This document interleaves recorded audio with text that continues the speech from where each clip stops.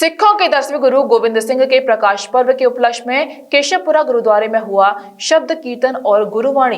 देर रात तक चला लंगर, हुआ धार्मिक आयोजन। सिखों के 10वें गुरु गोविंद सिंह के प्रकाश उत्सव पूरे शहर में बड़ी आध्यात्मिक पर्व के तौर पर मनाया गया, जहां शहर के कई गुरुद्वारों पर धार्मिक आयोजन किए गए और जगह जगह शहर में शोभा यात्रा निकाली गई। इसी बीच केशवपुरा स्थित गुरुद्वारे में गुरु गोविंद सिंह की शब्दवाणी और लंगर का भी आयोजन किया गया। बड़ी संख्या में सिख समुदाय के लोगों ने वाहेगुरु का खालसा वाहेगुरु की फतह शब्द वाणी पर शब्द कीर्तन किया। इसी बीच आयोजन के बारे में जानकारी देते हुए बताया गया है कि गुरु गोविंद सिंह सिखों के 10वें और अंतिम सिख गुरु थे। उन्होंने मुगलों के अत्याचार में मुक्ति दिलाने और धर्म की रक्षा के लिए खालसा पंथ की स्थापना की थी। क्या नाम है आपका? मेरा नाम सरिता है। आज जिस तरीके से मकर संक्रांति मनाई जा रही है, क्या कहना चाहेंगे?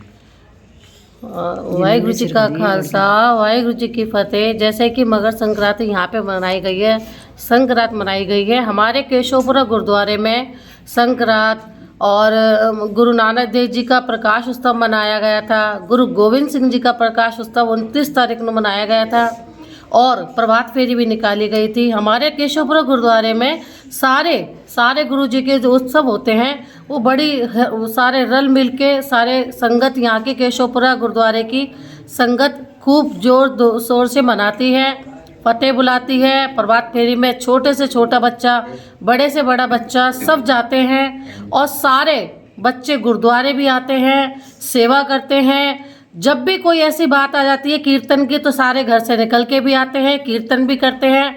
और गुरु जी की इतनी कृपा है, वाहिगुरु जी की सच्चे पातशाह की इतनी कृपा है कि सारे ऐसे ही रहें, हमेशा गुरुद्वारे मत्था टेकते रहें, सारे को बल बुद्धि दे और सिक्खी जीवन दे सच्चे पातशाह वाहिगुरु। और सारी बीवियों को, सारे हमारी केशवपुरा की संगत को भी, सबको बाबा जी मेहर करे, सब पर अपना मेहर बड़ा हाथ रख के सच्चे पातशाह जी वाहिगुरु ऐसी कृपा बनाए रखना कि सारी संगत यहाँ आती रहे, मत्था टेकती रहे। वाहिगुरु जी का खालसा वाहिगुरु जी की फतेह। मकर संक्रांति क्यों मनाई जाती है, क्या इसका महत्व है? मकर संक्रांति इसलिए मनाई जाती है क्योंकि जो 40 मुक्ते थे वो बाबा साहब को, गुरु गोविंद सिंह साहब जी को छोड़ के चले गए थे। उन्होंने फरमान डाला था, बाबा जी ने ये कहा था कि जो भी इस लड़ाई में से छोड़ के जाना चाहता है वो जा सकता है।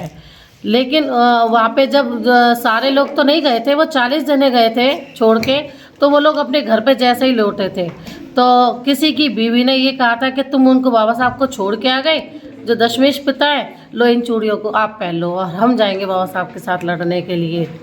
और किसी की माँ ने धिक्कारा कि तुम आ गए, मैं जाऊंगी उनके साथ लड़ने के लिए।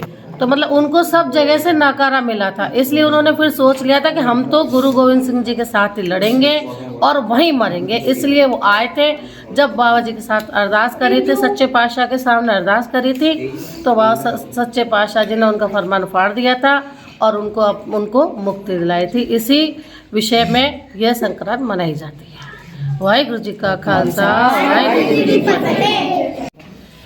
क्या नाम है आपका? सर कमलजीत सिंह। आज जिस तरीके से मकर संक्रांति मनाई जा रही है तो क्या कहना चाहेंगे आप? वाहिगुरु जी का खालसा वाहिगुरु जी की फतेह। आज के दिन जो है तो गुरु गोविंद साहब जी की जो है 40 मुक्ति जो हैं वो उनको आज की जो मुक्ति मिली थी, जो उनको अनंतपुर साहब में छोड़ के चले गए थे, वो उन्होंने कहा कि हमें युद्ध के टाइम में हमें मुक्ति नहीं मिल रही है, हमने जो आपको लिख के दिया था वो उस पत्र को आप फाड़ दीजिए। तब उन्होंने उसको पत्र को फाड़ा है। उसके बाद में जो है उनको आज के दिन जो है मुक्ति मिली है। तो उनकी विनती स्वीकार करते गुरु गोविंद सिंह महाराज जी ने उनके जो है